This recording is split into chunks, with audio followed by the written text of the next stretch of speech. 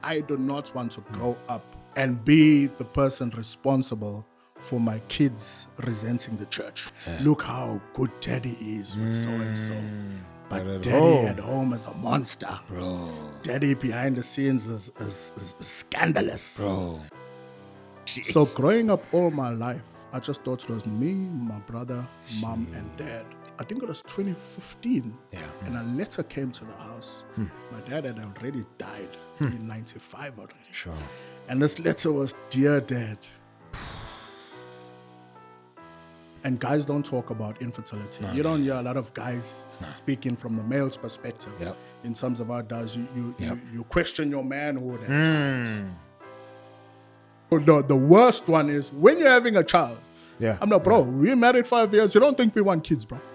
And you're asking me this question every year when you're going to have a child. Bro. Can you not just use logic and just say, hey, man, you know what?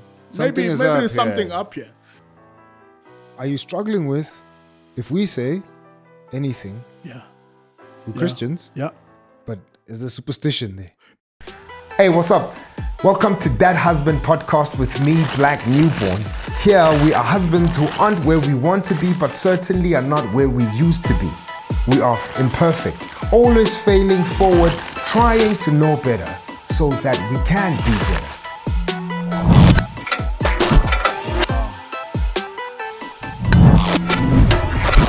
Hey, what's up? Welcome to That Husband podcast with me, Blaque Newborn. This is where husbands try to know better so that we can do better.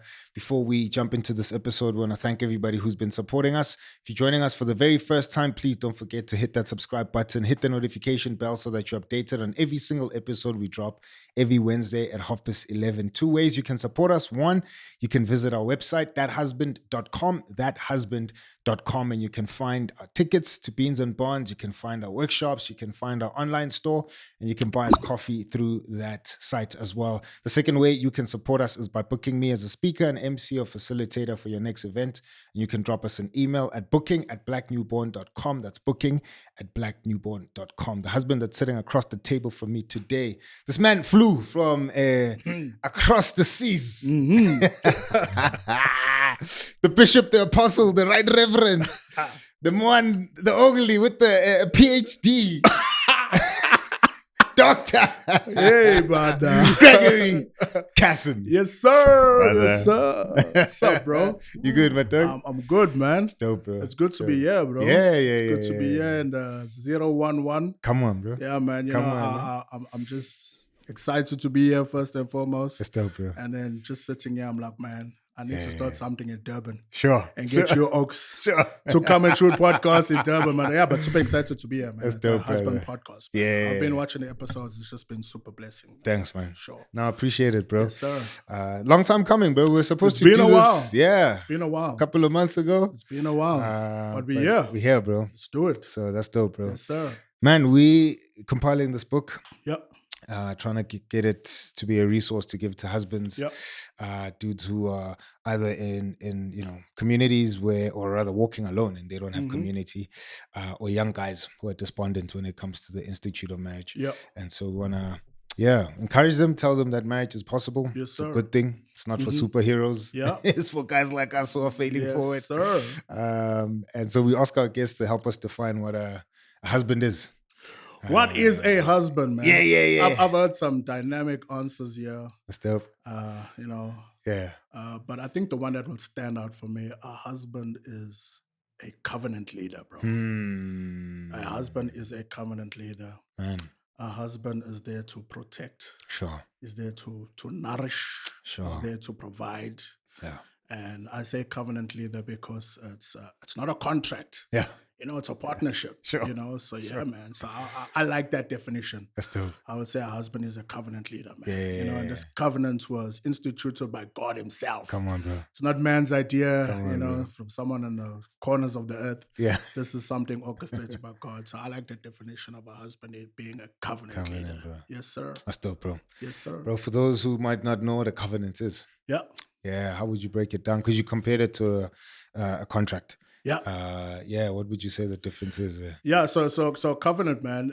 So for example, if we're using farming terms, man, it's like a warrior saying to the farmer, as long as I'm alive, you do not have to fear oh warrior, I'll always be there to protect you. Sure. And it's the farmer saying to the warrior, as long as I'm alive, you do not have to worry about food scarcity. Come on, I'll always be there to feed and provide for you. So that's a covenant. Man. You know what I'm saying? It's the two worlds coming together. The Bible talking about the two becoming one. You know, it's that mutual love, it's that mutual respect, it's that mutual, it's that submission, husband to wife, but obviously submission to God first, and then loving the wife as Christ loved the church. So being prepared to lay down your life for her, man. You know what I'm saying? Hard stuff, bro. Yes, sir. Yes, sir. Yeah, man. That's good, bro. Easier said than done, though, right? Totally. This morning, yeah. I mean, this is, it's closely related, but it's in relation to my kid. Yes, sir. So my wife is not feeling well. Mm-hmm. She's been sick for a couple of days. Yeah. And she's like flat. So then I'm like, all right, cool. Friend of mine is leaving the country. Mm-hmm. So he has a farewell. Yeah. So I need to take my kid with. And she doesn't want to go. Yeah. It's just a bunch of adults, Anyway, we get in the car, we vibe. She's like just losing her mind, bro. And I'm just getting frustrated, bro, And I just reached my boiling point, bro. Yeah. Snap. Yeah. So after I snap, bro. At that moment, I'm like, I wish I could snap her out of this stuff. Out of existence. Bro. Yeah. And then I'm like, man, I feel like such a rubbish dad. Sure. But then I had to wrestle with the thing where I'm like, I feel rubbish because like my kid has frustrated me. Yeah. And I've reached my boiling point. Yeah. Which naturally is gonna happen. Yeah. But obviously part of me doesn't want to react to my kid that way, So then I start playing justification games. There we go. Yeah, but at least I'm present, Yeah. So I'm a present dad. I'm a present dad, I'm not going anywhere. Yeah. Look at me, So I can be frustrated from time to time. Self-righteousness kicked in there, bro. And quickly, bro. I came back to my senses to be like, who are you playing a comparison game with? Come on, man. Like, just take the moment. Yeah. Right? Sure, you're frustrated. It happened. And it's a natural response. Mm-hmm. You don't want to react like that to your kid. Sir. So, okay, just calm down, have a conversation with her, you know? And so had a chat with her, told her, you frustrated, I'm frustrated. So let's just take a deep breath. Let's not frustrate each other. It's going to be a long couple of hours together. I know you don't want to do this, and I don't want to be with you if you like this. Yeah. So let's just care for each other. Yeah. And we'll get through this, right? Yeah. But that thing made me realize again, bro, this is a covenant that I have with my kid. Yes, sir. Yes, obviously, first covenant, most important is the one I have with my wife. Yes, but sir. my kid came out of that. And it's that thing where I'm like, it's not a contract. Yes, sir. Like, I'm not going to decide I'm tired of being a father and just like opt out. You know what I mean? Yeah. And I was like, bro, it's an ongoing thing, man. Yeah. The warrior sometimes will get tired. Yes, sir. The farmer might not produce the food on time. Yes, sir. But you promised each other that you're going to be there. You know what I mean? So, no, I hear what you're saying. What you're saying is so powerful too, man, because like my upbringing, there was a lot of shouting in the house. Sure. When there was wrongdoing. Sure. You know, so this thing is foreign of actually having a conversation with the kid. Yeah. And also, dependent on your cultural upbringing, there's no conversations. No, bro. There's hidings here. You know what I'm saying? Even if you just look at me a certain way, you know what I'm saying? Yeah. And that's why, like, man, community is so important. You know what I'm saying? And that is why it's so important to just surround yourself with husbands, surround yourself with fathers who are doing this a little bit more better and have more wisdom than you know, because we're young Thundercats, we come in, we're trying our best, we're falling forward, you know what I'm saying? As I'm saying, some of this language is foreign. You know, I'm just saying, like, hey, you need to have a conversation with the kid. I'm like, I never grew up like that. I never see that example in my own household. You know what I'm saying? So it's tough, man. Yeah. So that's why we need community, bro. That's dope, bro. So important. When and what woke you up to that? Because you didn't grow up that way. First, obviously, salvation. Come on now. That's the foundation, salvation, Jesus Christ, first and foremost. But then still, it was a journey, bro. You know, the renewal of the mind, changing your mindset about how you do things. Because sometimes, man, you know, God saves you and He takes you out of Egypt, but Egypt's still on the inside of you. Bro. You know what I'm saying? So it's that thing like, so before starting a church, one of my prayers was, Lord, can you bless me with a child? And the reason why I asked God to bless me with a child is because I felt I never really had that much empathy. You know, it's easy to judge other people's kids and say, these kids are naughty. And why is the parent like this? Why they're not reprimanding the kid? Until you have your own, bro. You know what I'm saying? That thing will sober you up. Yeah. So it's like, hey, Lord, can you please bless me with a child? I want to know what it is to care for a physical child, to change a physical child's nappies, how to be patient with a child before I deal with your children. Because, bro, come on now. Dealing with the Lord's children. Come on, bro. Sometimes, bro. Boiling water, bro. Sometimes you want to just like, man, but God gives the grace, man. You know what I'm saying? So it's like, you just have to learn, man, you know, and you have to be consistent at it, man. You know, you can't treat church people's kids a certain way and your own kids, you're belting them at home, but you're showing empathy, love, and care to somebody else's kid. Bro. You know, so it's that thing of like, and that's one of my fears, so to speak. I do not want to grow up and be the person responsible for my kids resenting the church. Say that, bro. You know what I'm saying? Where it's like, oh, daddy, look how good daddy is with so and so. But daddy at home is a monster. Bro. Daddy behind the scenes is scandalous. Bro. But daddy on the pulpit is holier than thou and everybody looks up to daddy. You know, that's why I try my best, man, just to be normal, even with church folk. Don't look up to me, man. Look to Christ. You know what I'm saying? As you said, man, we are falling forward.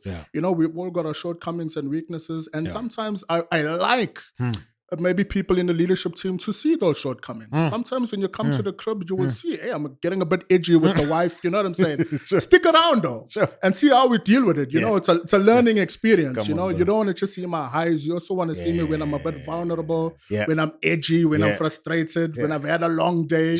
You must see how it goes. You know what I'm saying? So yeah, man. So that's just my heart. I'm like, hey, Lord, I do not want to be that guy. And but hopefully by God's grace, man, you know, he just and by being accountable as well. Come on, bro. You know what I'm saying? That's key, bro. That's super important. That's key. You know what I'm saying? You must hold yourself accountable and say, look, man, I not want to be that guy. And God, can you help me? And with the help of my brothers, let's make this thing work. And let us be those dads that our fathers were not to us. Bro. You know, I don't know what your upbringing was, but bro, my dad was... That's a story for another day.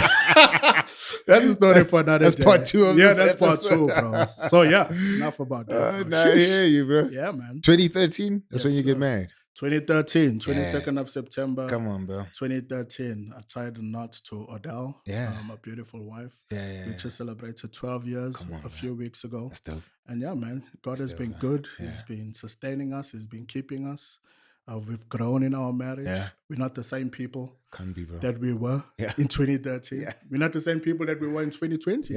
You know, COVID changed a lot of relationships. COVID tested a lot of relationships. Broke some. You know, broke a lot of relationships. Exposed a lot of relationships. So man. So What was it about her in 2013, bro, that made you say, man, this is my forever? Hey, bro, I always knew Odell was going to be my wife. But there was still a lot of maturity that needed to happen on my part. If the viewers don't know, I am married to an Indian woman. So in my hood where I grew up in, it's taboo to bring an Indian chick to the section. And even when I used to bring her on occasion, the neighbor was like, hey, you married a curry pot or whatever the case. You know, the dudes are like, what's up with you ninjas, bro? So there's like a foreign thing. So there was that internal wrestle here and there, but I always knew this is the one for me, you know. So going back and forth over the years. So I knew her for a period of time, and I used to come in and go out, in and go out. But in 2013, when I came back for the last time, I remember it was January 2013. I proposed to her, and that very same year I got married, bro. Man. I'm like, hey, no, you're not wasting time, man, bro. I'm not wasting time. I'm gonna work hard, and 2013 we got married, bro. That's dope, and bro. Today we're still going strong. What made you go for an Indian girl, knowing that the community around would be, and maybe you can even tell us a bit about that, because where I'm sitting, I'm like, bro, I don't get the dynamic. Yeah, so as I'm saying, man, hey, obviously the physical attraction. She's a beautiful woman. She's got a beautiful heart. I mean, my wife believed in me when I had nothing. Wow. When we were dating, bro, I never have a car. She had a car. I never have much. She came from a fairly good home, good upbringing. I grew up in the flats. You know what I'm saying? She grew up in a home with a yard, with a pool. You know what I'm saying? It's only when I purchased my house recently, I was able to buy a hose pipe for the first time. You know what I'm saying? bro. So it's like two different worlds collided. Sure. I met her for the very first time. Back in the day, I was part of a rap group called Remix. I remember we were doing a gig at one church, and I met her at that gig. And I was just like, hey, this is a beautiful young lady. You know what I'm saying? Sure. And as I say, it was in and out. But in 2013, I got married. But as I'm saying, like the in and out was a lot of stuff going on there, wrestling internally, immaturity on my part. You know what I'm saying? Are you ready for marriage? Are you ready to just take all the nonsense that people are saying about how can you? In fact, bro, I actually had a friend of mine who grew up in the areas like, what's wrong with you, bro? I'm speaking in our local term. Bruh, what kind? Yeah. Sure. Our brain cherries are not good enough that you went to go marry a char cherry. Bro, that was the language. Straight up. Yeah. Bro, what are you on about? Love is love, bro. You know what I'm saying? Good. So I had to deal with that type of immaturity in the crazy, community. bro. But as I'm saying, it was taboo, bro. Yeah. You know, so that was the conditions I grew up in, bro. Yeah. It's like, hey, bro, I never see anybody around me. Yeah, who's done this? However, though, interesting though, my family. Because that's what I was thinking now. My family. Yeah. All my cousins, bro. Yeah. Indians, bro. My father's siblings. Yeah. He had about 9 siblings. Sure. About 8 of them, all married Indian women, fam. So it's in the blood. It's in the blood. So, while dating my wife, I used to like laugh and like, hey, look how you guys pronounce these words and stuff. Sure. And then my wife will look at me and say, but bro, your family is more Indian than us. You know what I'm saying? But you out here teasing us, so it's like an irony. It's like, hey, bro. As much as it was a taboo, but all of my cousins are Indian. Yeah. But in terms of me in that relationship, in my context of the hood that I grew up in, I come from 101 Jump Street, Newlands East. Yeah. There's a gang there called Boys in the Hood. We grew up with this gang violence and stuff. Sure. And then it's like, hey, yes, G coming to the hood with an Indian chick. What is this about? So it was interesting and fun, man. That's dope, bro. Yeah, man. No, it's because that's what I was thinking. I'm like, man, I wonder how it turned out in your family. Yeah, that's crazy, bro. No, it's in the blood, bro. Yes, sir. Bro, so you speak about growing in 2 different environments. Yeah. I relate to that. Yeah. Born in the hood, raised in the hood. Yeah. Wife is in the burbs. There we go. I marry her, and and I always say to my wife, you downgraded. Yeah. She moved from 3 bathrooms to 1 bathroom with me, right? Yeah. And I'm like, I think it was probably like the first year of our marriage. Yeah. It was me, another friend of mine, Yeah. and another guy who was an acquaintance. Mm-hmm. And all 3 of us came from the hood, and we all married up. Yes, sir. Right? And we all married chicks from the first. There we go. Yeah, right? yeah. And now these chicks are like, yo, man, like we thinking about like getting a second car, getting maybe a bigger You don't house. have a car. Bro, I'm happy that I have a shower. There we go. Let's start there. Let's start there. Come on. What are the runs? Exactly. There we go. No one is screaming at me to turn the tap off. Yep. Bro, like, and so the dynamic of having to walk my wife through, some of the stuff is new to me, right? And I know that we both desire to be at a certain level. But man, like I'm gonna need you to just let me taste the cheese first. Come on, man. Before I go out and eat sushi. I don't even know what go. sushi is. Yes, sir.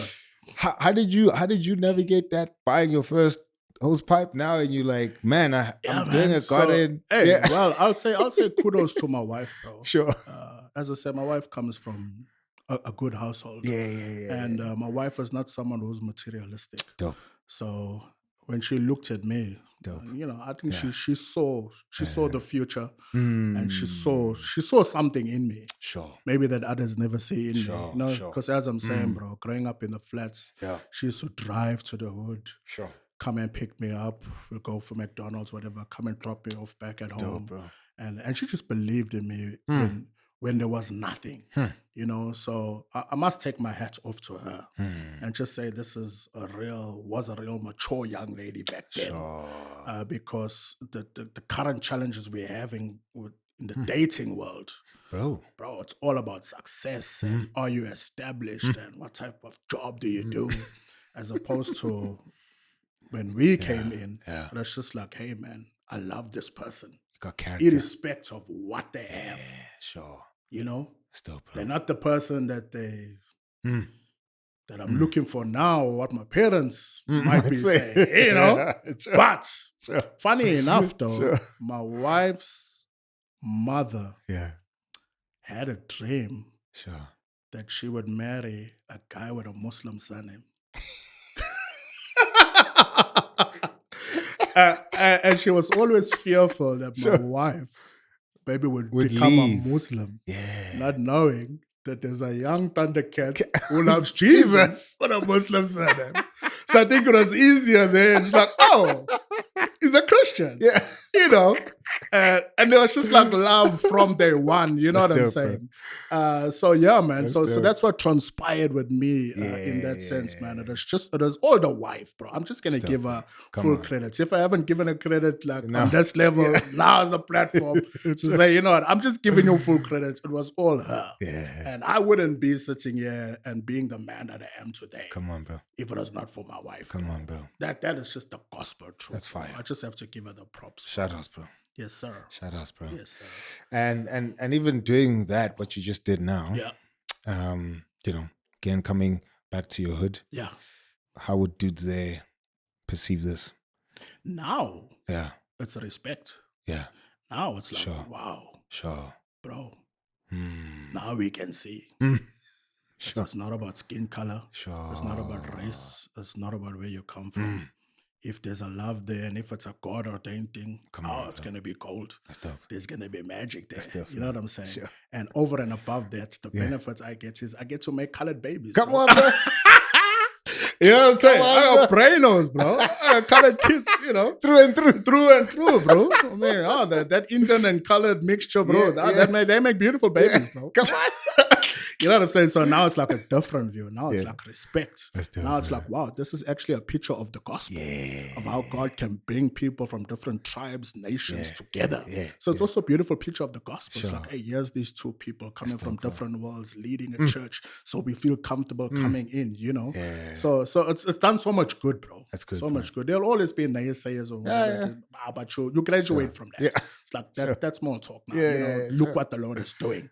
Look at the impact it's making, you know, so that others can even look and say, oh man, I can. You know, homie, you took that step of faith and you went outside of what is the norm of where you grow up, then we can do it too. Still, bro. You know, so I think that's the results and the impact that has had. Fire, bro. Yes, sir.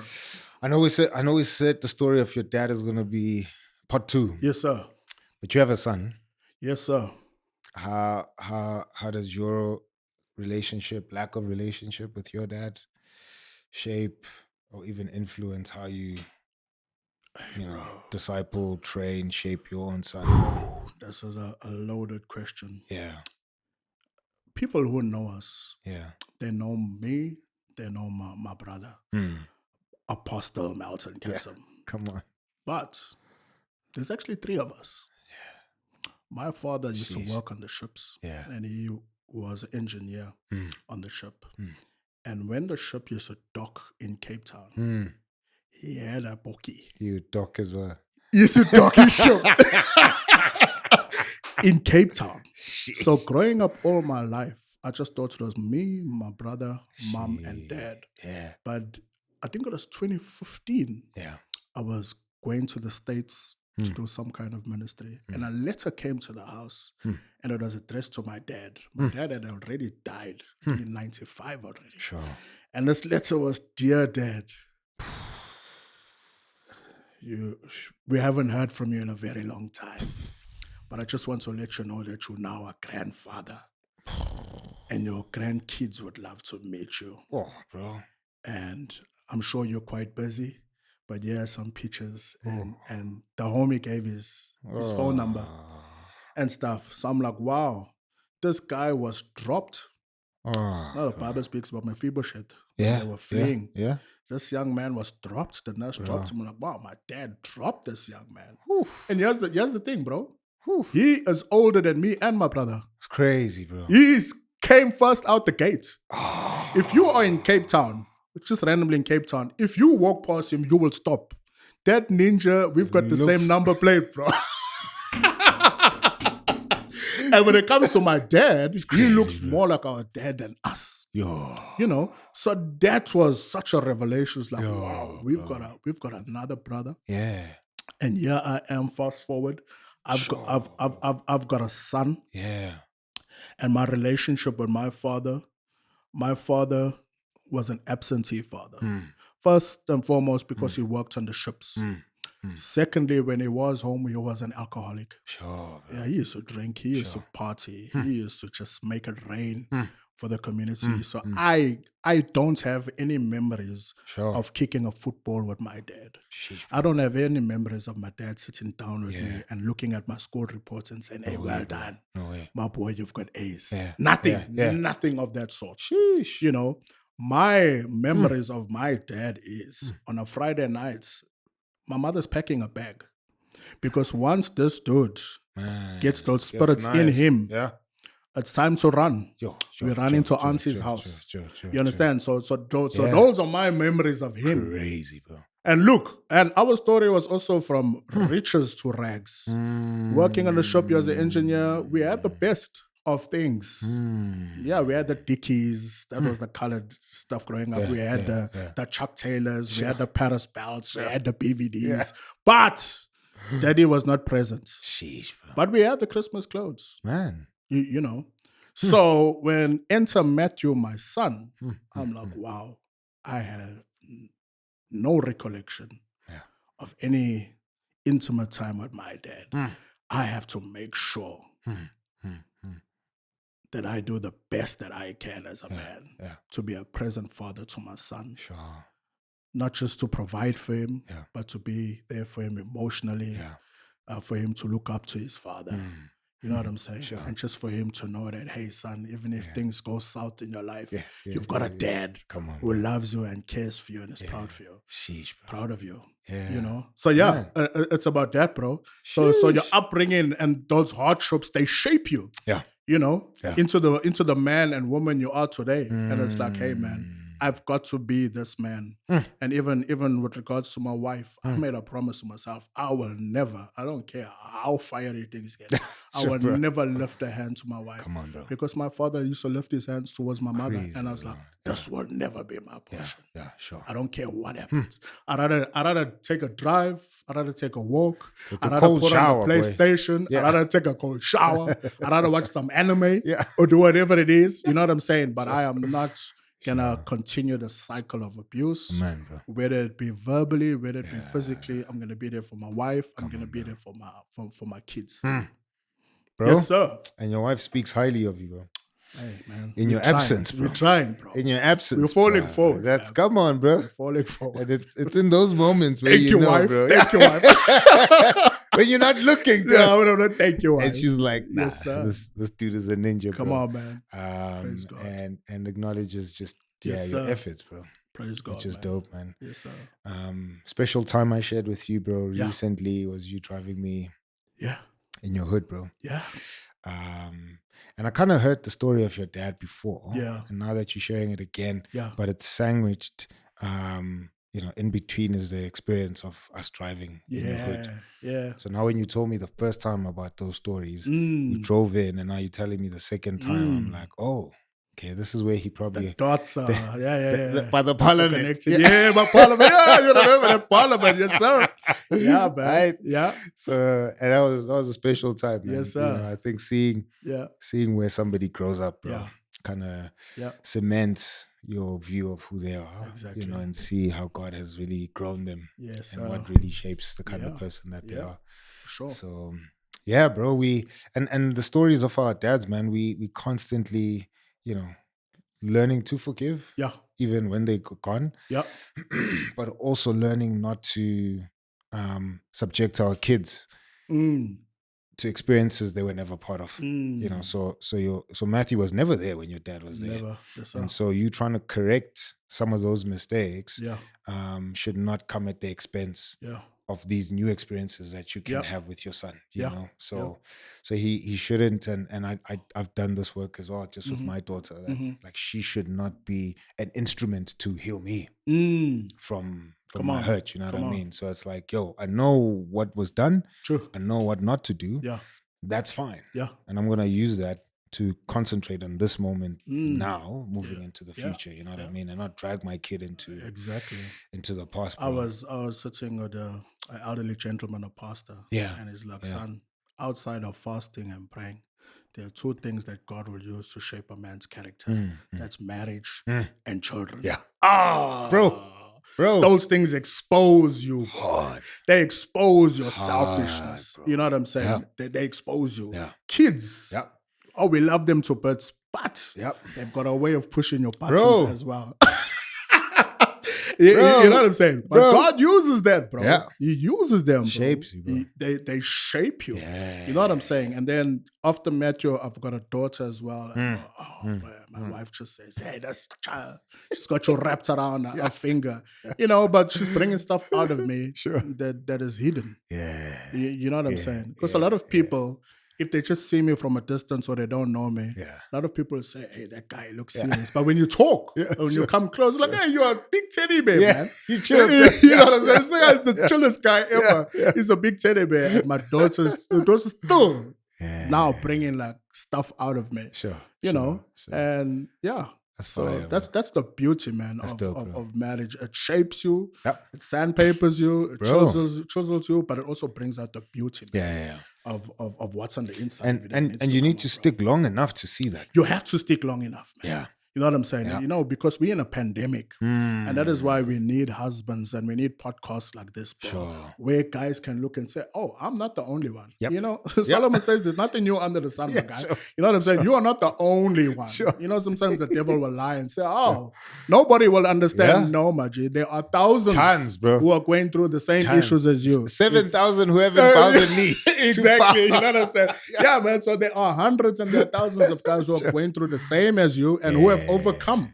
And their marriages are flourishing today, but you just need to find that community of men. You know what I'm saying? Where you can sit and have those conversations. Where else? You'll just throw in the towel. You know? Because today people are just marrying for happiness. I'm like, guys, what happened to it being a covenant? You know what I'm saying? You're just marrying for happiness.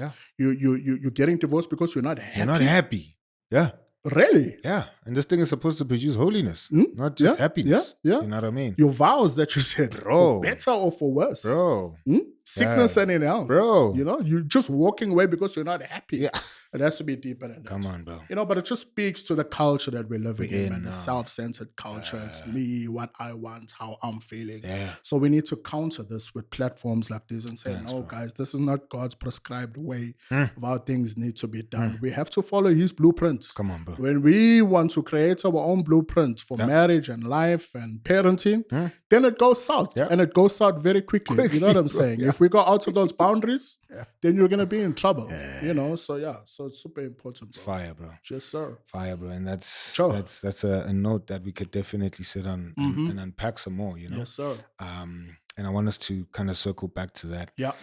But since we started, the theme of kids has come out. You know, you don't want to pastor God's kids unless God gives you your own. Yeah. You know, that was the heart's desire, bro. Yeah. Your own relationship with your dad. Yeah. You know, just how kids are shaping you now, including your wife. Yeah. But for some time, that was a prayer, bro. It was a prayer for a long time. Guys, yeah. We struggled with infertility for 5 years. Crazy, bro. And let me tell you, bro. So as much as we loved each other, and it was supposed to be the honeymoon phase for our marriage, that infertility thing takes an emotional toll. Bro.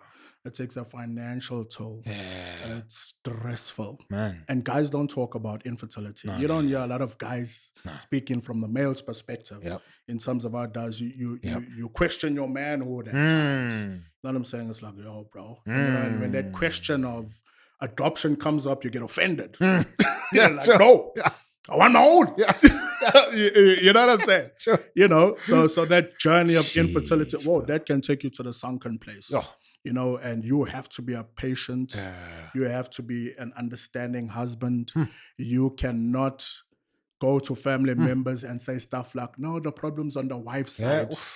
Fam, do not do that. Bro. Please. Bro. We are in this thing together.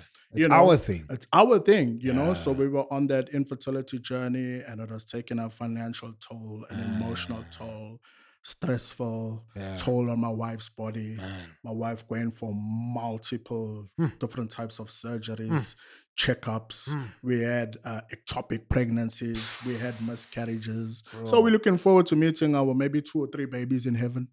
So we've come. We've come a long way with infertility, but so many powerful lessons we've learned in that journey. First and foremost, obviously, God came through for us, you know. And I just want to encourage men who are in marriages and they're struggling with this issue of infertility, man. Wait. Sure, man. Wait on God.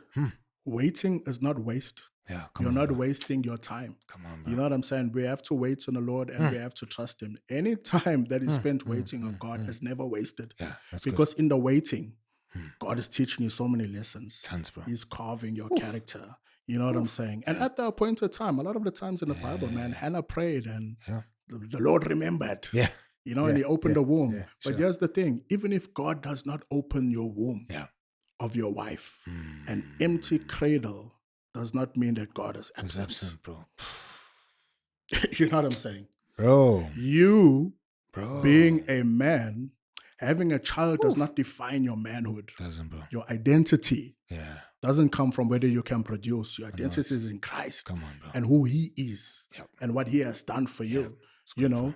But society is like that. You know, you get families who will look and say, hey, how can you marry that one? Look at the situation you're in now. You can't get a baby. Now, in the Indian community, there's a lot of challenges that we face. I'm married to my wife now for 12 years, you know, and I know family members, whatever the case may be. First and foremost, this thing of if you don't get married by a certain age, it's like a stigma. You try, bro. Number 2, if you don't go to school and get a degree or whatever the case may be, it's a stigma. Sheesh. Number 3, if you don't have kids and you're 30, 31, 32, and then every year in church, when it's Father's Day, it's a problem. We're prophesying over Mother's you, Day, it's a problem. Wishing all the mothers happy Mother's Day, and then you get comments like, but you're also a mother spiritually. Bro. We can laugh at it today, but then it's painful. It's hard, bro. Yeah, it's like, no, you're somebody spiritually. It's like, don't worry, next time will be your time. I remember once, bro, I think my wife just had a miscarriage, and then it was Mother's Day, I think 2 or 3 days thereafter. And we went to church, and those comments, like, that is bro. But look, my wife is a G, bro. She's strong. She's a soldier. And she endured all of those years. Even me, it's like, don't worry, you're going to be a father one day. And you know, the worst one is when you're having a child. I'm like, bro, we married 5 years. You don't think we want kids, bro? And you're asking me this question every year when you're going to have a child. Bro. Can you not just use logic and just say, hey, man, you know what? Maybe there's something up here. No, when you're having a child, and then you just have to keep some kind of random response. It's like I actually want to clout you now. And it's like, I'm like, yeah, man, we trust in God. Jeez, so people are people, man, and they will say what they're gonna say. But hey, that's what I'm saying. You just have to be rooted in God and trust Him. Because sometimes when heaven is silent, when the divine is silent, especially on this matter of infertility, it feels like you're in that desert, bro. It's heavy, bro. It's like you're in that desert, bro. And when you see others just making babies and they're not in covenant, it makes you think, wow, God, bro, we are doing everything. Everything right. We are serving you. We are faithful. We've laid down our lives. Bro. But then once again, it also has to come full circle. Now look at the self-righteousness coming out. You're putting out your resume now. You're putting out your resume. It's like, no, bro. I deserve this because I've contributed. You deserve nothing, bro. You deserve nothing. You deserve nothing. It's all God's grace. And whether God comes through for you and blesses you and opens your wife's womb or not, He is still God. Still God, bro. Whether God answers your prayers or not does not determine or change who He is. You know, and sometimes we put these things out there and say, like, I know. If God doesn't do that, then I'm walking away. To serve who? Yeah. Who's got the answers? Yeah. God is a genie at that point, bro.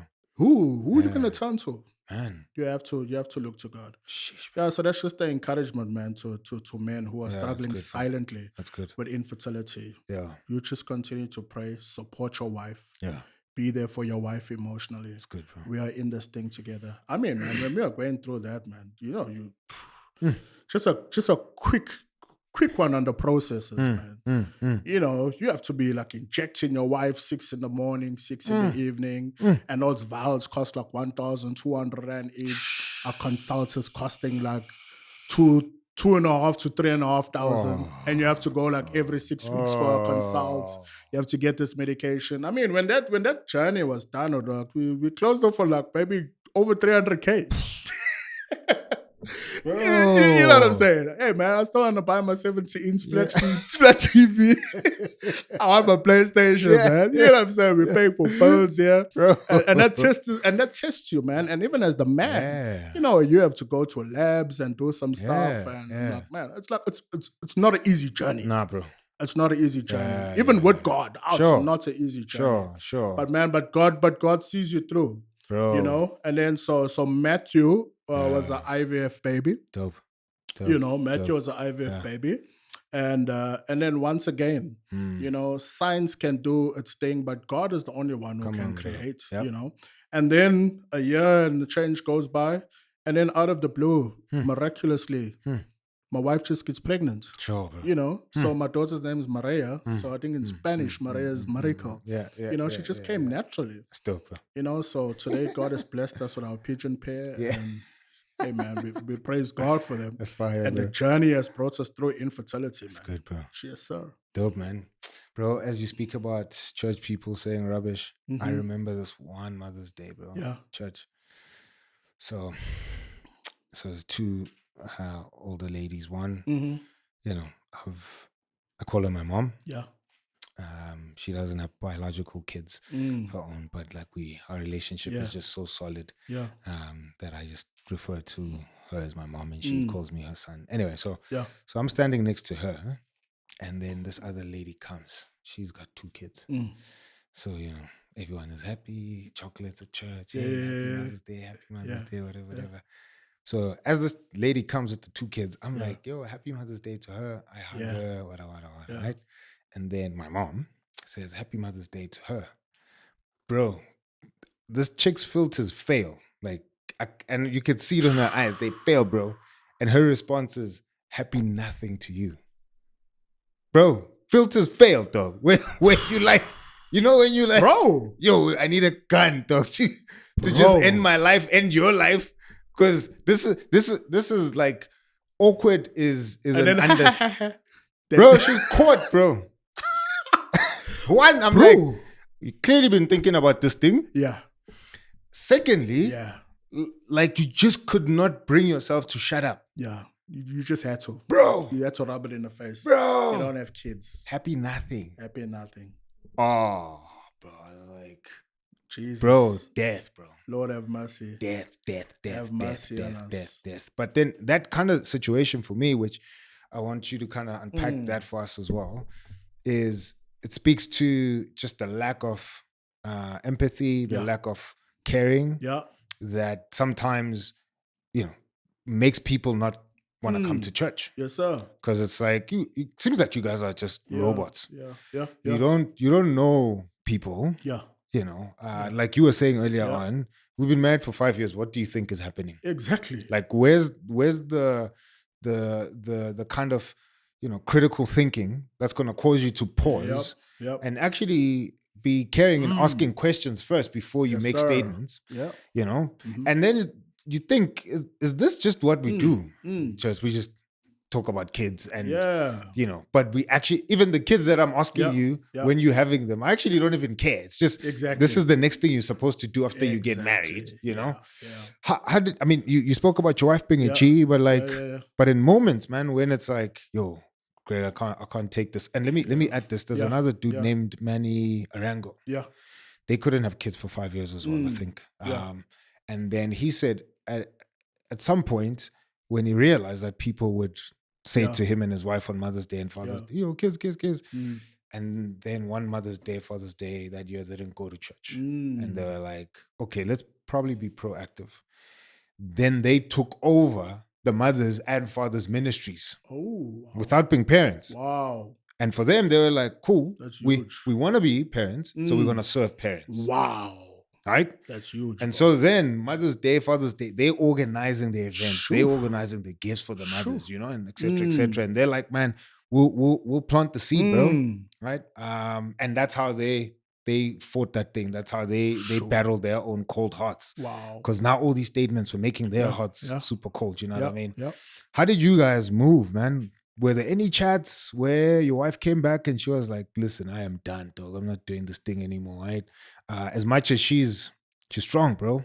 But surely there must be a time even for you. So a lot of the time we ignored it, to be quite honest. Okay. But I could see the pain in her eyes. Sure. You know what I'm saying? And sometimes for me it is difficult. Sure. But I have to be a macho man and just be strong and take it. And just to speak to that, I think the problem we also have is we class people. Now, because we're Christians, now we're talking in a Christian context. Sure. If you're married, you condescend and look down on single people. If you're married with kids, you look down on married couples with no kids. You know what I'm saying? So it's like, guys, come on, man. We're all on our different journeys in life, and there has to be a maturity. Sure. And as you're saying, that critical thinking of like, hey, you're not better than me. Because you have a child and we don't have a child. We as married people, we are not better than these singles because we were also single at one stage in our lives, So we are all on a journey. Yes. And we just have to be aware. Yes. There needs to be awareness on, of, hey guys, we are all on different spiritual wavelengths. And even in our personal journeys in life, we're on different stages in life. The unemployed guy, the guy who's in university, you who's employed and you've got your vehicles and you've got your flats. Come on, you were also there at one stage. Sure. It's that thing of just being aware of where people are and meeting people where they're at, and not thinking you've come to a place of superiority. Yeah.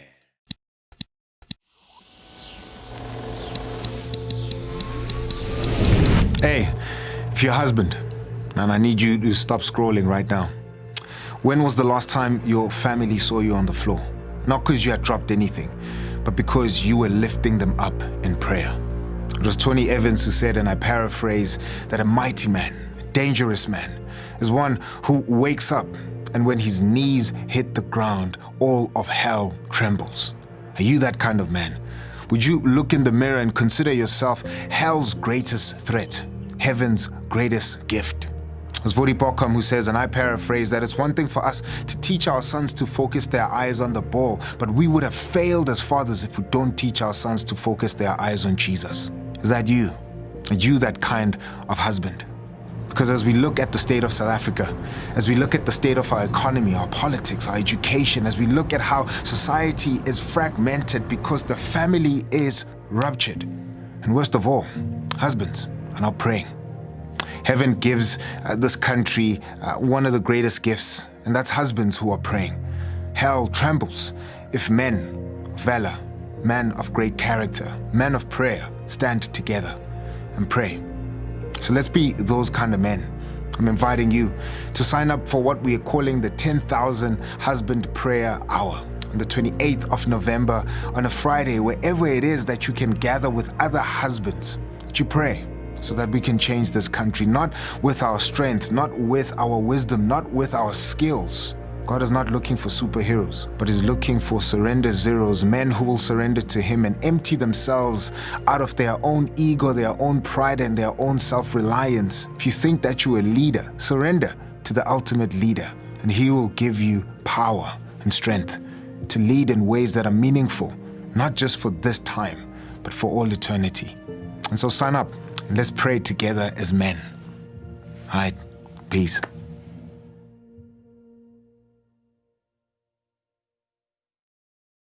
Crazy. Come on, man. We're all on our different journeys in life, and there has to be a maturity. Sure. And as you're saying, that critical thinking of like, hey, you're not better than me because you have a child and we don't have a child. We as married people, we are not better than these singles because we were also single at one stage in our lives, So we are all on a journey. Yes. And we just have to be aware. Yes. There needs to be awareness Come on, of, bro. hey guys, we are all on different spiritual wavelengths, and even in our personal journeys in life, we're on different stages in life. The unemployed guy, the guys who's in university, you who's employed and you've got your vehicles and you've got your flats. Come on, you were also there at one stage. Sure. It's that thing of just being aware of where people are and meeting people where they're at. You know, and not thinking you've come to a place of superiority. You know, and as I'm saying, it's just a lack of awareness. I mean, on what planet will someone come and say like happy nothing to Crazy, bro. That is actually diabolical. It's crazy, bro. It's diabolical. I mean, like if the mom was not a mature person, okay, that's the last service for me. It's She's curtains. done, bro. She's done. Yeah. You know, and that's how church hurt happens. Yeah. You know, but how God designs it, bro. You get a hurting community, but you also get a yielding community. It's like, Lord, I'm done. You know what I'm saying? Time out. It's like, no, bro. You're going to get healed in the same community, you know. But I think, though, something that will be helpful is just to focus on the positive. That's good, bro. And those people who are contributing, you know what I'm saying, to human flourishing. Because as human beings, man, it's so easy to just focus on the negative and not on the positive. You know, they say planes are landing safely every single day. I just landed safely a few hours ago. Nobody reports about no one's reporting about the planes that are landing. But the one or two that are crashing, we make a big hoopla about it. So there are a lot of people in a lot of churches who are just beautiful and have loving hearts and are sensitive and are aware. But you get a few people who are just immature and we can't allow them to cause us to depart from fellowship and just to walk away from the church. You know, we have to stick around and just say, you know what, we are gonna endure this stuff. Come on, bro. You know, and even as a pastor, sometimes I just think, oh guys, you just phone me 3 o'clock in the morning. You just text me whenever you want to. You'll text me now and say, let's go to the hospital now. Guys, I'm someone's husband. I'm a dad. I'm someone's father. Your kids are in school. My kids are actually in the same school. You can't come to prayer meeting because you're doing your kids' homework.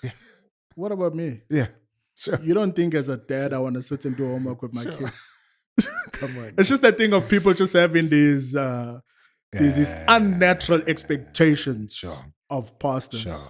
And I don't want to be that guy. No. You know, our fathers of yesterday, they will come and testify and say, you guys have got it easy. You know, we used to do this and that, and our families used to go without food, and we used to take the last in our fridge and go give that family in the church. Like, and today, the PKs are nowhere to be seen because daddy bought new school shoes for sister so-and-so's son, and I went to school with torn shoes. You know what I'm saying? Crazy, so some of the things when I look back, I'm like, I wonder if it was really healthy for us and for the culture. Look, we appreciate that you made the sacrifices, but maybe it was misplaced. You know, totally. The sacrifice is misplaced. It's not worth it. No. If you're gonna lose your own family, your first ministry, you're gonna lose your first ministry, which is your wife and your kids. You know what I'm saying? And in the eyes of man, you are this holier than thou. But you're failing in your own family. Like, what use is it? Nah, bro. You know, it's not the one. It defeats the purpose. So we don't want to go down that path. Can't, bro. You know, where we are heroes to everybody, but in our own homes. No. You know, especially with the wife. Yeah. Imagine you're this powerful man of God. You come home and the wife just looks at you. Bro. Really? Bro. Are you really? I don't know how dudes get out after that and go serve. You can't. Where I'm like, bro, your heart has to be seared, bro. Look, it's going to catch up with you sooner or later. Yeah, bro. You can only act so much.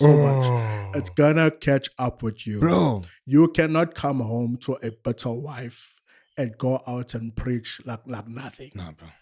Sit down, my G. You're starting to act like Satan. Your family. It's not worth losing your family over this thing. No.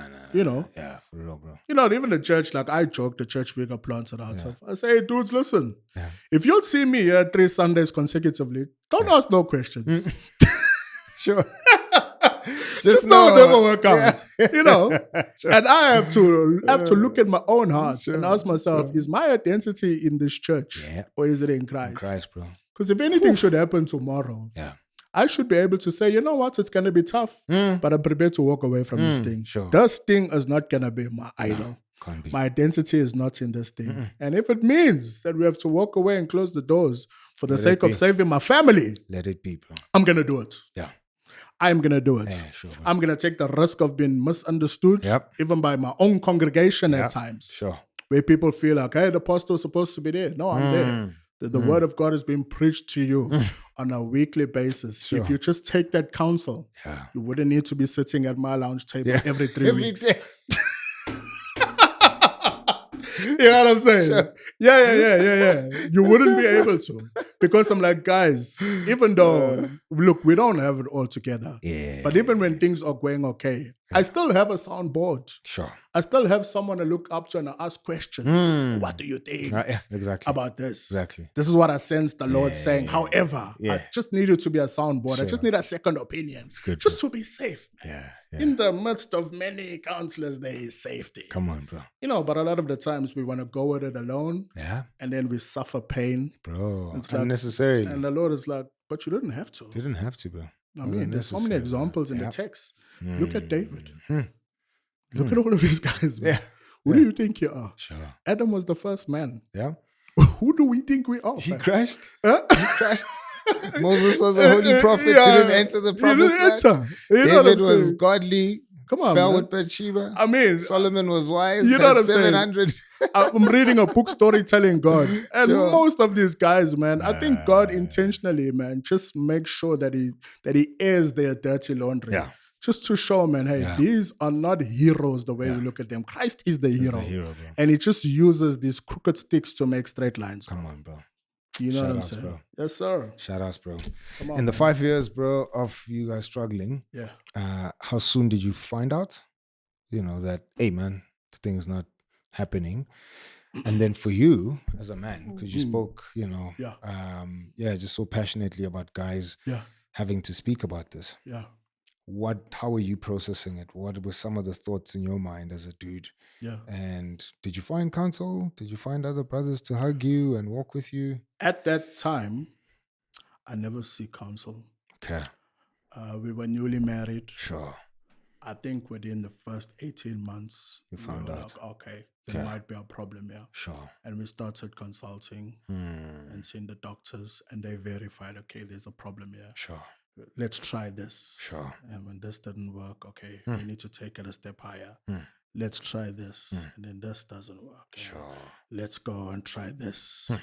Let's look at your ovaries. Let's look at this and that. So we found out very early. Really? Sure. You know, but it was mostly a thing of just consulting and strengthening each other, Stop. and still also being just in that place of just growing personally as a man, and my wife also just growing in her own personal capacity. Sure. It was like, we don't think our marriage is in a place now where, where we can actually speak to others. We're just newlyweds. Yeah. So you deal with all of those thoughts, Sure. and it's like, hey, who do we speak to about this? We don't know anybody who's gone through this. As a married couple, Yeah. we might have individual friends Sure. who we might be able to talk to, but as a couple, we haven't really established a strong relationship with another couple, Man. which we could go to and say, hey, these are the challenges that we are having in our marriage. So we just soldiered through it together alone. Sure. And that's why I'm actually grateful that I get to actually tell a bit of the story now on this public platform, because we've had time to process it. Yes. You know what I'm saying? It's not a wound and anymore. it's not a wound anymore. Yeah. And we can look back and say, hey, guys, this journey is not easy. But with God's help, you can make it through. And now you don't have to do it alone. Sure. There are others who have been on that journey, guys. Yeah, come on, bro. All it just takes is a DM and say, hey, guys, can we just put in a call? Sure. Can we just do a Zoom call? Sure. Our marriage is about to break down over this thing. How did you navigate and come out of this stuff? You know what I'm saying? Bro. So God uses all pain. Come on, bro. So there's It's no never pain wasted, bro. that must go to waste. Yeah. And you have to decide that this pain is going to be used for God's glory. Yep. I'm not going to be quiet about this thing. Yep. It's going to be used for God's glory. I was blessed by a pastor, Rick Warren, Yeah. and he lost his son. Yeah. His son took his life. He is struggling with mental illness. And he said, the last thing I expected to be doing, even in this latter stage of ministry, is having a support group for parents who have lost their children to suicide. Sure. So God used this pain. It wasn't a thing before. It was never a thing. It was never on his radar before. Now it's a ministry. And they are ministering to people who have lost loved ones. So God takes all of your pain, you know what I'm saying? He takes all of your challenges, He takes your struggles, He takes your past. That's good, bro. And even the story of finding my brother, you know, there was reconciliation there. I was in Cape Town a few weeks ago, and the dude came to a church event that I was at. Sure. It was like a full circle moment. Like, hey, you were dropped by dad, you know, so here we are today. So this pain that you've experienced, hopefully there can be some healing there. You know, you have a brother, you have brothers who love you. It's good, bro. You know what I'm saying? And then his wife texts and she's like, hey, man, God is doing something in this man's life. Come on, man. You know what I'm saying? So God uses the pain, bro. Still, bro. You know, so as I'm saying, we never have people to talk to. Before, But now, there are multiple of people that you can speak to. That's good, bro. You are not alone in whatever you're experiencing in your marriage. As a husband, as a father, there are people that you can reach out to. Come on, bro. Come on, man. 2 moments you find out that your wife is pregnant when Matthew's born. Yeah. What's happening in those moments, bro? Oh, bro. Joy, bro. Joy. Yeah. And when I found out it's a son. Yeah. Yes. You know what I'm saying? I was always like, it's a son. Sure. You know what I'm saying? So it's just joy, but a lot of fear. I won't lie. A lot of fear. Because we were pregnant before. Yeah. And then you make it to week 6 or 7. Yeah. There's no heartbeat. And then you find out you're pregnant again. Another miscarriage. Then you find out you're pregnant again. And it's an ectopic pregnancy. So now you're not even telling the parents. Because it's like, oh, we've been we've been disappointed so many times that even when we are pregnant and when it's going well, we're not saying anything to anybody. Man. You know what I'm saying? That's traumatic, though. It's very traumatic. It's like, hey, man, we can't say anything. There's just this fear of, hey, what if we lose another baby? Yeah. You know, and we celebrate. In that moment, bro, and joyful, you know, are you struggling with, if we say anything, we're Christians, but is there superstition there? There is a superstition. It's the thing of like, hey, let's not jinx it. You know, it's all of those thoughts are there. Bro. All of those thoughts in the mind is the fear. I mean, you even get to 7-8 months, you're even scared to do a get-together. Yeah. A baby reveal. Baby gender, because it's like, hey, what if we don't make it? Bro. You know, but we came to a stage where it's like, you know what, God has protested us for. We're gonna go for it. And then you go to the doctor and like, oh, you know, we just need to double check the blood. Still, it might be. And it's and like, then you're like, there we go again. There we go again. So there's a lot of fear in those moments, bro. There's a lot of uncertainty. It's traumatic. As a man, you're thinking, I'm thinking about my wife. Yeah. How are you carrying her? I'm thinking about my wife. I'm like, your wife. And I mean, in those dark moments, they are dark. Yeah, bro. They are dark. And it's like, hey, man, what are we going to do? Yeah. And you just have to reassure your wife, whether they are kids or not, I'm here for you. we are here. Yeah. We're in this thing together. Together, bro. You know, it doesn't matter. But thankfully, God came through for us. Yeah. But I think even if He did not, we would still be serving Him today. That's good, bro. You know? You go through the most. Oh, you're in the sunken place, bro. Bro. There's uncertainty. Yeah. You know, every time you go to the doctor for a consult, you're just praying internally. Lord, I just pray things go well. Man. You know, because when we first started the journey, we used to go see the certain doctor and he should just be like, don't worry, just trust God. And it's like, hey, dude, it's easier said than done. You know what I'm saying? I mean, you collecting. Yeah, I'm saying. Yeah, don't worry, don't worry. No, don't worry. You trust in God. But we're paying you, fam. We're paying you. And large sums, bro. It's easy for you to say. You know, and then we switch doctors. Yeah. And then we progress further. Sure. You know, and then God came through for us, you know. And then even that journey of Matthew and sitting in that room and you bro, it's crazy. That process of actually getting pregnant, bro. It's like, wow, this is wild. Sure. So there's like a once in a lifetime experience, bro. Still, bro. And it's like, you know what? I've got a story to sit and tell my son one day. Yeah. Son. Yeah. Sometimes I say this is the Winter Soldier. He doesn't understand. Doesn't get it, bro. He doesn't get it, One day bro. I'm gonna say, boy, you are the winter soldier, son. And look at you. Yeah. Look at God's testament. Come on, And bro. look at you. He's growing up well. He's a beautiful young man. Yeah. And then I just got my daughter as well. I'm like, hey, man, this is just God, man. Sheesh, bro. You know? So yeah, it's not easy, bro. Yeah. But God carries you. Yeah. Because I tell you, there were times where we couldn't carry ourselves. Man. But God carried us. Oh, God carried us. Bro. Oh, God carried us. That's dope, bro. Because there's sometimes in your mind you want to just like, I'm done. Yeah, I'm done, bro. It's like, Lord, we can't. We tried. And then I start thinking, okay, you know, maybe adoption might not be a bad idea because we've been trying. Sure. The bucks are, Yeah, the coffers are running dry. Yeah, bro. You know. And that's the part of the story that people don't either get you here or they underplay. Oh. You know what I mean? So they don't hear it at all, or they're like, yeah, no, there's money involved, but you don't realize, bro. Ooh. The that this is financial serious implication, money. this is serious money. Yeah. This is every month going without because you're focusing on this. Bro. It's hard, man. There's no bioscope. No, forget it. No ice pizza, cream, there's though. nothing. Yeah. We're eating at the crib. Yeah. You know, so it was tough. Still, man. But God. Come on, bro. There's always a but. Those 2 words, bro. But God. But God, If it was not for the grace of God. Come on. You know. Come on, bro. Yeah. I mean, but maybe the shape of our marriage would have been different today. Yeah. You'd never know. You Yeah, know? yeah, Would have been different people today. Yeah. Hey, but thank God, man. I think even if it went down that way, man, I would think the providence of God would have still been evident in our lives. You know, the call of God in our lives would have still been there. Yeah. But God, in His mercy, just saw it fit to bless us. That's good, bro. And here's another reality we don't talk about because we come from superstitious backgrounds. Yeah. A lot of us come from backgrounds where we think if we're doing everything right that God is supposed to. Yeah. The reality is, for some people, it's not going to happen. It's not, bro. The reality is, for some people, they will not experience marriage. But God is still God. Still God, bro. And that is the reality. Yeah. And we have to be content in our hearts and say, Lord, whatever my lot is, you are enough. I will still worship, bro. I will still worship. Sure. Easier said than done, but make it a reality in my heart. In my heart, man. That, you know what? Doesn't matter what happens. Yeah. Whether you come through, I'm going to praise you. If you don't come through, I'm still going to worship you. Come on, bro. And that has to be the posture of your heart. Nothing else, bro. That's it, bro. 2 kids later, bro. Bro.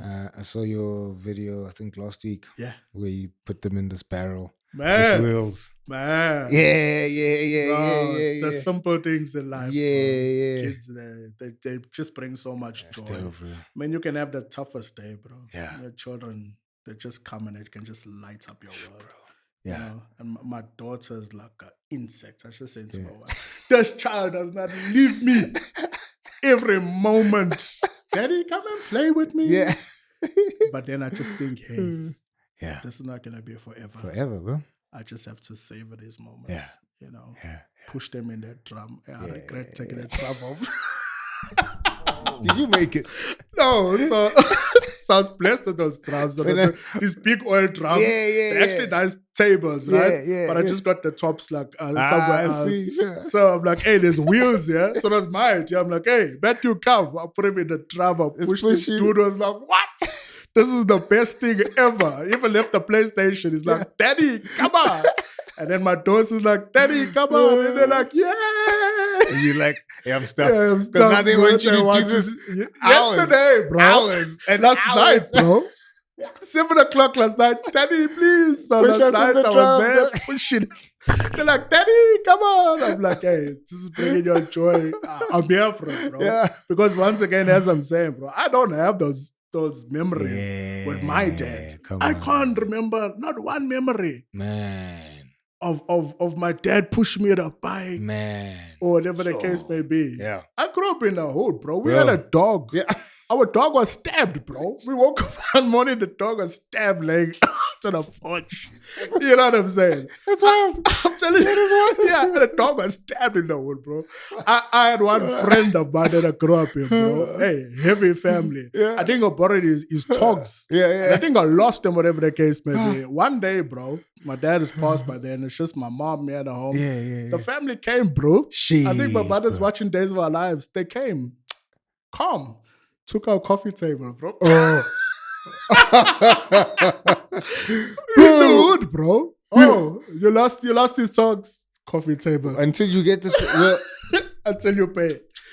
We grew up in the hood. it's crazy, bro. We grew up in 101 Jump Yeah. Street, bro, from the ones. But you know, as the scripture says, can anything good Come on. come out of Nazareth? Hey, of course. Come on, bro. There are men of God who have Come come on, out of bro. Nazareth. Yeah. Man. Shout Family out to men. shout out to all the men, Yeah. family men, men Bro. of God Yeah. who have come out of hoods.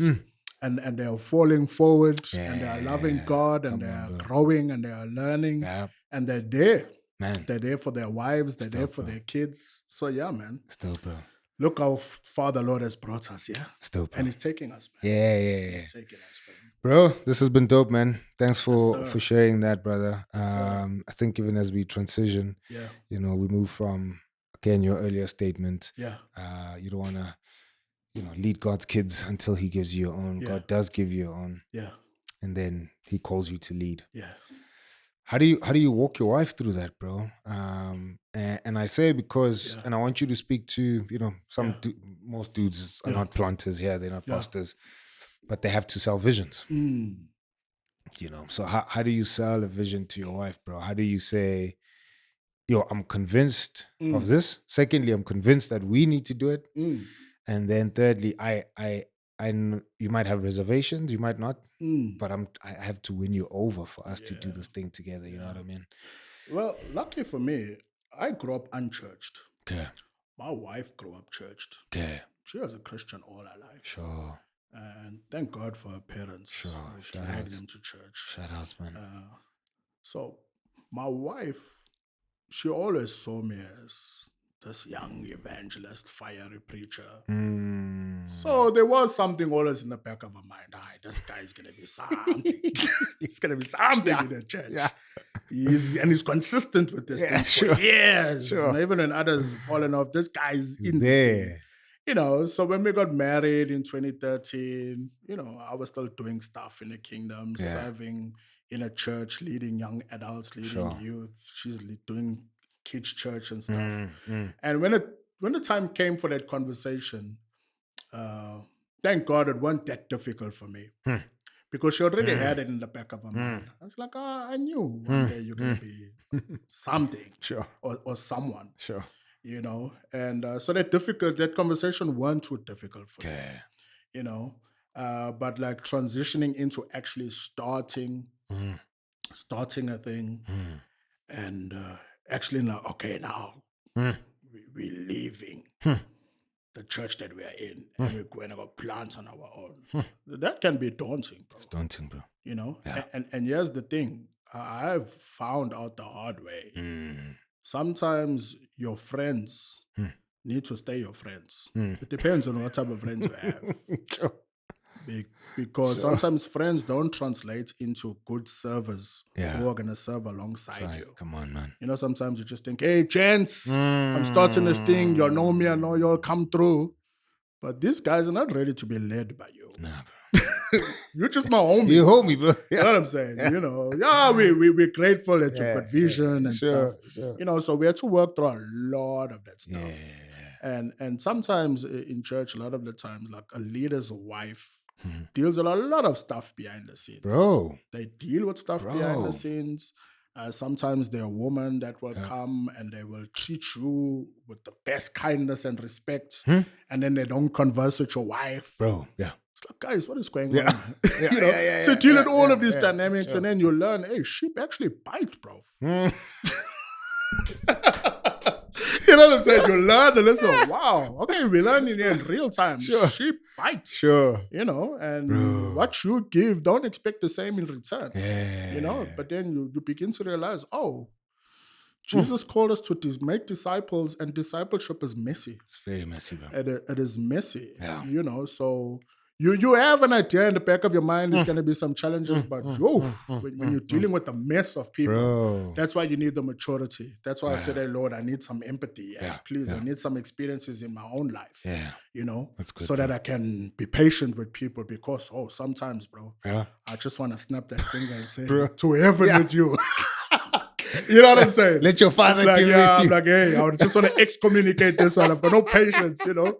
But Jesus has to work in our hearts. So thankfully, my wife grew up in a Christian household. Yeah. So in her mind, it's like, no, I can see something. Sure. So there was no resistance. That's good. Thankfully, That's good. there bro. was no resistance Yeah. there. But then, as I'm saying, she always just saw this consistent guy, whether he was rapping, he was preaching the gospel, he was always on street corners preaching Jesus.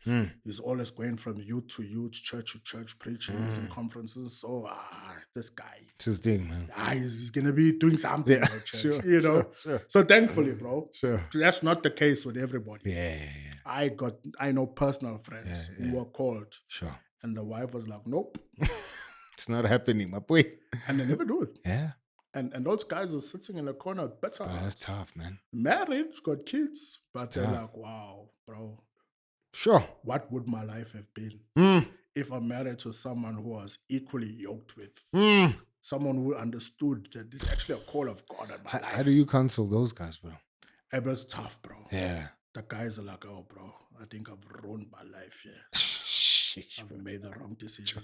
Because there's a fire in you, man. Yeah. You're never satisfied with the smoke. You can do whatever you're doing. You can be successful in life. But hey, if you've been a calling, called, bro. if you've got a calling on your life, there's nothing that's going to fill that void, you know? Yeah. You either have to pray for a miracle that God changes the heart of your partner, or it's going to be a tough road, man. Oh. It's not easy. Eh? No. And some guys, they're just like, hey, man, I just feel like I've made a wrong decision. Yeah, sure. You know, I was in Atlanta. Got a friend of mine, his father was a pastor of one of the biggest churches in Atlanta. And one day we're driving on the highway at night after supper. Sure. And this guy just breaks down crying. And he stops on the highway. And then he's just crying uncontrollably. I'm like, yo, bro, what's going on in the UK? It's like, man, it just hit me like a ton of bricks, bro. I just made the wrong choices. And he's like, you know what? A prophet came and he warned me about this woman. And I still married her. And now today I'm divorced. Ooh. And the opportunities and doors I was supposed to walk through, the bus has left. Close, and bro. the guy wept uncontrollably, bro. I'm like, wow. Who you choose to marry Is the second will biggest make or break you. choice, bro, after Christ. Hey, God is there, but who you choose? hey, man. Who you choose to marry? Will rock you, bro. And they will rock you. Yeah. I heard one guy here talking about that they got the trigger. Yeah. You know, they've got the trigger. Got the trigger, bro. They can make or break you. Bro. Because imagine you're called by God. Yeah. And publicly, man, people love Blaque. Blaque preaches that gospel, man. Come on. You know, he leads us to Christ. Yeah. And then you go home and your wife is not impressed with you. Sit down, bro. She wants to sit at home and watch Netflix. Yeah. Blaque wants to go and save the world. The Real Housewives of Hey, bruh. You know what I'm saying? It's like, bro. So I thank God for my wife. Shout outs, bro. And I also had to mature as well. Because when I got married, Yeah. I was very busy prior to being married. But when I got married, I still had to mature in that thing of like, look, you're a married man now. And even though my wife didn't mind me running around because it was for the kingdom, but still I had to mature in that area of my life and saying, nah, man, I have to start considering my wife, you know. But it took a long time, but we've come full circle. That's why I say now that the kids are older. I mean, when we started the church, my son was 6. No, he was 1.5. My daughter was a newborn. My wife used to come with the kids alone. Bro. Because I had to go be there early. Set up chairs. When you start, bro, you everything. You're not just a bridge. Cleaning toilets. Cleaning the toilets. The usher. Setting up chairs. Sound. You're ushering. You're doing sound. You're leading the devotion. You're preaching. You're teaching. And then a lot of the times the wife used to come. And then after praise and worship, she goes back home. She's like, I can't do this. Bro. The kids are crying. What's the use of me coming to church? But she soldiered on. Eh? Yeah, bro. Oh, my wife is a G, bro. She soldiered on. Bro. That is why sometimes I have a 0 or low tolerance for lazy people in church. We've got nothing going on. Sure. But you just don't come for the sake of not coming. Because I'm like, guy, we went through the struggle. Or they come and You know, complain. they come and they complain about this. I'm like, guys, we've been through the struggle. We've been through the trenches. Come on, bro. We've cleaned the church and done all of these 20 things. Man. So it's that thing of like, hey, man, who you marry? Please, guys, think long and hard. Marriage is beautiful. Come on, bro. If you marry the one God has ordained for you to marry. Sure. You marry the wrong one, it's going to be tough. It's going to be shy, bro. It will end in tears. Man. It will end in tears. Bro, I was chatting to my wife last night and she was reminding me how when we got married, I spent so much time with our friends. And what had happened was my mind didn't cross over, you know, because before we got married, we hung out with a bunch of people. And part of it was so that we don't do stupid things alone. Yes, sir. Right? Yes, sir. So now we get married. I'm still in the same routine. Sunday, we're going to transition. And she's at home like, hey, this dude. And I'm thinking, this chick, like, what happened to you? Now we got married and now you're boring. Yep. Why aren't you hanging out? And she's like, some dudes, they'll stay. Bro. They will stay.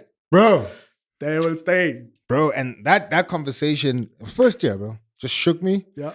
And yesterday she was like, man, I remember us having that chat in our first year. And then ever since, I can't remember a time where it ever became an issue. Hey, praise God, bro. Yeah, bro. And I was like, oh, smack. And I didn't even realize. Obviously, I made a conscious decision somewhere after we had that chat that, oh, smack, I need to cross over. These guys are still cool. They are friends. Yeah. And we need to hang out with them. Yeah. But I need to also be at home. You know, I need to be with my wife. We need to build this thing and find healthy ways of how we're gonna maintain friendships, but also be able to look after ourselves. Right? Whenever I made that conscious decision, bro, I think it's just benefited us. Yeah. And she can't now think of a time where it was like, and sure, man, there's probably like very particular situations where that thing has happened. Yeah. And I know when we started this pod, that happened. Because I said to, you know, some of the guys that we started with that, man, talk to your wives. I'm going to talk to my wife. We might not be home as much. We're going to be in. But we just getting this thing off the ground. Yeah. Once it's up in the air. Need to invest the time. Then we'll kind of go back to. Yeah. But what helped me, and it goes back to that thing of selling visions, is, you know, my wife saw the thing happen. Yeah. And then she was like, man, like this thing is straining us. And I could feel the strain. And then eventually she kind of sat down with me and I then explained what this thing is. What is it that we're doing here? Where is it going? Et cetera, et cetera. Yeah. And then she jumped on. Nice. So then we were together, you know? And then our marriage, I think the strain was less. Compared to what it was when I was trying to get this thing off the ground. But man, conversations help. They do. Tons, bro. They do. Tons. And you know, sometimes you have to grow in maturity in the marriage. You know, especially if you're strong-willed. Yeah. Because I'm a very strong-willed guy. Sometimes I'm like, I know what I'm doing. Yeah, sure. You know what I'm saying? Yeah. And she's like, I know you. I'm the man. Like, I know what I'm doing. But hey, over time, and through much practice and trial and error, we're getting it right. Sure. You know, we never graduate in marriage. On this side of eternity, we're never going to be perfect in our marriage. Nah. You know, we have to die to ourselves on a daily basis. Every day. Serve each other. We learn to serve each other. Oof. And I think I heard somebody say that even the arguments don't necessarily stop. No. You just learn to fight in a more healthy way. You know? Just it's more healthy. It's like, let's not attack each other. Yes. Let's attack the issue at hand. Sure. And it's been so much better and healthier. You know, so you grow in this thing, man. Fire. You grow in this thing. It doesn't matter if you're anointed or not, bro. No. Marriage will show you. The anointing means nothing. It doesn't matter. It'll dry up. You'll get rocked. You'll get rocked proper. You know? You'll get rocked properly. And you just have to submit yourself and say, you know, it's okay. I'm going to love this woman the way God intended me to love her. You know, so man. Bro, 12 years for you. Sir. What would be the one area as we close where you say, man, I've matured here? Yeah. And I bring that because you've kind of alluded to that term over and over in our chat now. When you look at, there's many areas in your marriage. Yeah. Your role as a husband, you know, multi-layered. Yeah. What's the one area you would say, dang, like, I started nowhere, Yeah. but now, man, I'm way better. Mm. Not perfect, I haven't Yeah. arrived, but I've Yeah. grown. Yeah. Yeah, I would say like provider have been there. Mm-hmm. The area of communication. Maji. Grown in leaps and bounds. Sure. You know, Fire. that thing of just having a conversation. Fire. Because in the beginning, my wife comes from a very loud family.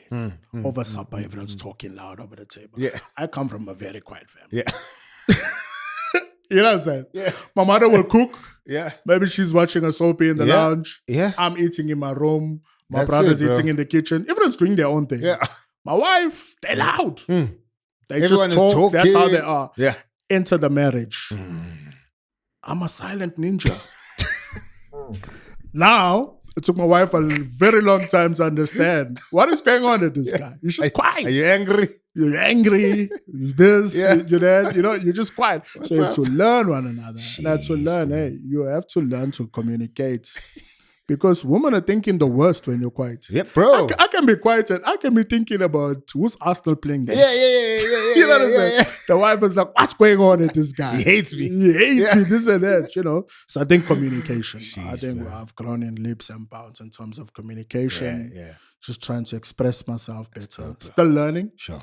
But I think communication, What helped you? I'll say that's number one. Yeah. Just trying to understand my wife. I'm reading now the 4 seasons of marriage. Dope. And it's just like trying to just understand this thing better. Identifying when we're in different seasons in our marriage. Sure. And my wife is so excited that I'm reading this book now. Because I'm a lot of the time just reading about theological stuff. Yeah. And she's like, oh, are you reading that? For real? I'm like, I'm reading this book. And she's like, oh. So now I'm even reading some things out loud. Yeah. Hey, this is what's going on. And then she'll be like, you know, I don't mind if you read it out loud every day. Sure. I'm like, okay, I will at times. So it's just those small things That's that dope, I bro. see her lighting up. I'm like, okay, you know what, this is great stuff, you know. That's fine. So I just think it's the area of communication, bro. Sure. You know, if we just communicate, we can save ourselves so much hurt and pain, you know, as opposed to just isolating ourselves. Communication and understanding and trying to understand the next person and put yourself in their shoes. A lot of the times we just listen to one to respond. Yep. We don't listen to understand bro. where they're coming from and empathize with them, Sure. you know. Sure. And especially if you marry like a strong like leader, Yeah. sometimes there can be this thing of like, hey, now I have to be strong because he's strong. Like, no, you don't have to. No.